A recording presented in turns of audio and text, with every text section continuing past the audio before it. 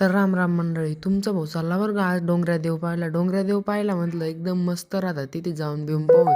आणि आपल्या गाडीला एकदम 0 शेवटी नादच केला. मग डोंगऱ्या देव पाहायला आलो बिलो एकदम मस्त बरं का. इथे एकदम क्वालिटी चालू होतं. 11:30 वाजले बरं का रात्रीची मंडळी.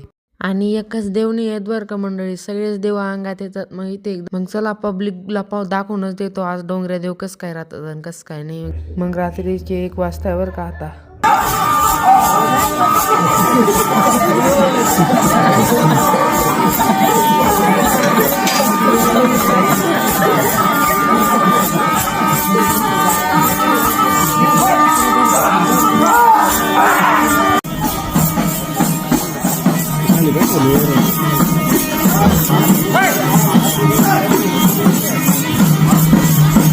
जे काय बोलते तुला